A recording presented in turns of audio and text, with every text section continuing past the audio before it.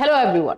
UP scholarship को लेकर के दो चीजें जो है अपडेट आ रही है। एक तो है 25-26 के बच्चों का, जिन लोगों का जो है स्टेटस चेक करने जा रहे हो, तो स्टेटस आप लोग को कैसे देखना है और क्या क्या चीजें उसमें आ रही है।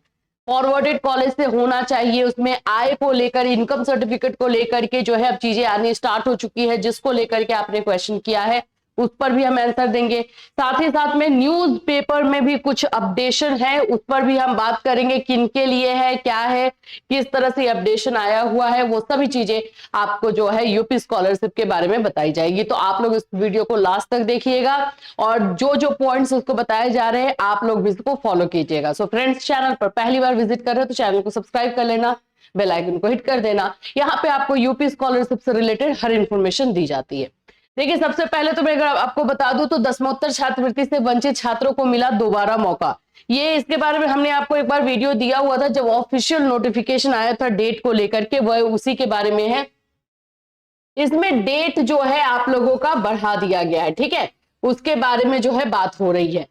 समाज कल्याण विभाग ने शैक्षिक सत्र 25-26 वाले बच्चों के लिए संचालित दसमोत्तर छात्रवृत्ति योजना के तहत सभी पात्र छात्र छात्राओं को बड़ी राहत दी है।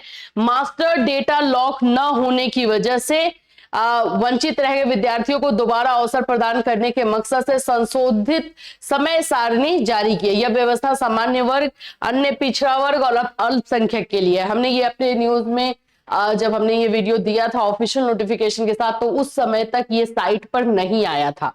तो आप लोगों में से बहुत सारे बच्चे बोल रहे थे मैम सही भी है या नहीं है।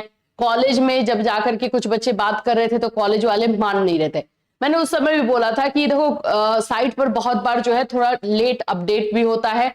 हम लोग डायरेक्टली समाज कल्याण विभाग से या फिर जो हमारे सोर्सेस है वहां से हम लोग ले लेते हैं, जिसकी वजह से मिल जाता है। अब ये आपको साइट पर भी अपडेट दिख रहा होगा। अब यहाँ पर अगर हम बात करते हैं तो ये जो है जनरल कैटेगरी, ओबीसी और आप लोगों का जो है माइनॉरिटी के लिए है।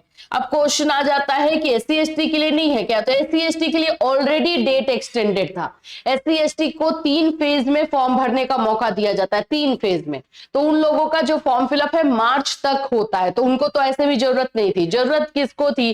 तो जनरल, ओबीसी और माइनॉरिटी वाले बच्चों की थी, जिन लोगों का अपडेट आगे बढ़ा दिया गया है। यहाँ पर आपको मैं दिखा देती हूँ जो मेन डेट था। यहां से आपको 2 जनवरी 2026 तक की जाएगी। संशोधित कार्यक्रम के अनुसार शिक्षण संस्थानों द्वारा मास्टर डेटा तैयार करने की प्रक्रिया 9 जनवरी 2026 तक और जिला समाज कल्याण अधिकारी द्वारा मास्टर डेटा और फीस सत्यापन 15 जनवरी तक पूरी की जाएगी। स्टूडेंट जो है वो 24 जनवरी तक आवेदन कर सकेंगे। मेन है स्टूडेंट्स को लेकर तो 14 जैन का टाइम कर दिया गया है। पहले ये 10 जनवरी था, सेकेंड फेज में था, अब इसको जो है 14 जनवरी कर दिया गया। 14 जन तक आप लोग फॉर्म भर सकते हो। और इसमें जो कॉलेज में जमा करने की डेट है वो 21 है, यानी कि 21 तारीख तक, 21 जनवरी तक जो है आप कॉलेज में जो है अपना हार्ड कॉपी जमा कर सकते हो। तो ये सारी जो है सुविधाएं अब दी गई हैं। अब ये ऑफिशियली भी आप लोगों को साइट पर भी आ गया, न्यूज में भी आ गया, तो अब इसमें कोई दिक्कत नहीं होनी चाहिए। एक और न्यूज में यही चीजें हैं। छात्र हित में योगी सरकार का अहम निर्णय, दसमोत्तर छात्रवृत्ति से वंचित छात्रों को मिला दोबारा अवसर। ये एक्चुअली दोबारा अवसर का कहना थोड़ा गलत है, क्योंकि ऑलरेडी पहले ही जब ओरिजिनल आया था नोटिफिकेशन, उसी में बोल दिया गया था कि 2 फेज में फॉर्म फिलअप होगा। एक फेज में 10 जनवरी, एक फेज में जो है आप लोग का 10 दिसंबर तक होगा और दूसरे फेज में जो है 10 दिसंबर के बाद जिनका भी फॉर्म फॉरवर्ड होता है कॉलेज से, वो फॉर्म भरते हैं, वो सारा प्रोसेस जो है सेकेंड फेज का काउंट होगा। तो उस समय 10 जनवरी डेट दिया गया था, अब उसी को और बढ़ा दिया गया है, 14 जनवरी कर दिया गया है। और फॉर्म को कॉलेज में सबमिट करने का, हार्ड कॉपी सबमिट करने का डेट 21 कर दिया। तो 21 जनवरी तक अब आप लोग का ये प्रोसेस चलने वाला है, ठीक है। चलिए, अब आप लोग का स्टेटस से रिलेटेड क्वेश्चन है, उसको ले लेते हैं। ये एक बच्चे ने जो है मैसेज किया है, ये 25-26 का ही है, तो देख लो 25-26 से रिलेटेड ये हम बता रहे हैं आपको। 25-26 में बच्चे बोल रहे हैं कि मैम मेरा ऐसे आ रहा है, आय, ये रिन्यूअल वाला है, आय प्रमाणीकरण हेतु। देखो, पहले तो एक बात समझ लो कि जो भी रिन्यूअल वाले कैंडिडेट है उन्होंने पहले जो है अपना आय लगा के रखा होगा, है ना। पहले जिन्होंने भी अपना आय यानी अपना इनकम सर्टिफिकेट लगा के रखना, इस बार आपको चेंज करना पड़ेगा, ठीक है। अगर आप में इस तरह का अपडेशन आ जा रहा है, मांग रहा है, तो करेक्शन के टाइम में आप ये अपडेट जो है कर दोगे। इसको जो है आप आय अपना अपने पेरेंट्स का जो है आय लगा दोगे, फादर का लगाओ, मदर का लगाओ, जिनका भी है, एक आय आपको अपने पेरेंट का ही लगाना होगा, ठीक है। अगर रिन्यूअल वाले में, जिन भी बच्चों में रिन्यूअल वाले हैं और ऐसा नहीं शो हो रहा है, वो कॉलेज में ले जाकर के जो है अपना अपने पेरेंट का इनकम सर्टिफिकेट जमा करेंगे, कॉलेज वहां से फॉरवर्ड करेगा। क्योंकि इनकम सर्टिफिकेट को लेकर के इस बार बहुत ज्यादा बवाल होने वाला है। इनकम सर्टिफिकेट जिनका सही नहीं रहा, जिनका नहीं हुआ, उन लोगों पर जो है इस बार गाज गिरेगी, उनका जो है कैंसल होगा। 2 साल से वेट किया जा रहा है, इसके पिछले साल से इनकम सर्टिफिकेट लागू कर दिया गया है कि पेरेंट्स का लगाना है, फिर भी बच्चे अपना अपना लगा करके अपना करवा रहे हैं।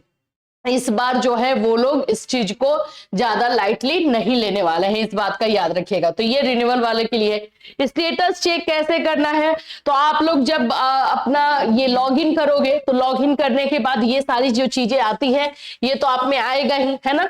यहां पर आता है चेक करंट स्टेटस, तो ये आप लोग को अपना स्टेटस जरूर चेक करना है, हर किसी का। अभी के टाइम के अनुसार अगर मैं बोलूं 2025 वाले बच्चों के स्टेटस में मैंडेटरी क्या दिखना चाहिए, तो फॉरवर्डेड दिखना चाहिए फ्रॉम इंस्टीट्यूशन, यानी कि आपके कॉलेज से फॉरवर्ड हो जाना चाहिए। अब जिनमें फॉरवर्डेड नहीं दिख रहा है, यानी कि कॉलेज वाले ने फॉरवर्ड नहीं किया है, तो आपको वहां जाकर के क्वेश्चन करना होगा कॉलेज में। टाइम है अभी उनको फॉरवर्ड करने का टाइम मिला हुआ है, तो आप अभी करोगे तो हो सकता है आज नहीं तो कल वो कर देंगे प्रेशर में आकर। लेकिन जब टाइम खत्म हो जाएगा फिर जाकर बोलोगे, तो उनके पास तो एक वजह होगी ना बोलने की कि टाइम ही अब तो ओपन ही नहीं है साइट, तो हम क्या करें, तो वो वजह आपको नहीं देना है। तो ये चीजों को आप लोग को ध्यान में रखना है, ये आपको स्कॉलरशिप से रिलेटेड है। अगर हम बात कर लेते हैं हमारे 24-25 सेशन वाले बच्चों के लिए, तो आप लोगों का भी स्टेटस आप लोग को चेक करते रहना है। 29 दिसंबर से आप लोगों का जो है वो स्टेटस क्लियरली जो है दिखने लगेगा, अपडेट हो जाएगा। और आप लोगों का पैसा जो है वो 12 जनवरी से आना स्टार्ट होगा। 12 जनवरी से जो है 24-25 सेशन वाले लोगों का पैसा आएगा, ये बात याद रखिएगा, ठीक है। अब इससे रिलेटेड और कोई डाउट या क्वेश्चन है तो वीडियो में कमेंट कर देना। आप लोग अपना स्टेटस भी सेंड कर सकते हो अगर डाउट है तो। और जो भी क्वेश्चन का आंसर अगर इस वीडियो में दे दिया गया है तो प्लीज आप इसको अपना भी आंसर समझो और उसी के अनुसार आप लोग को काम करना। फिर मिलूंगी, टिल देन टेक केयर।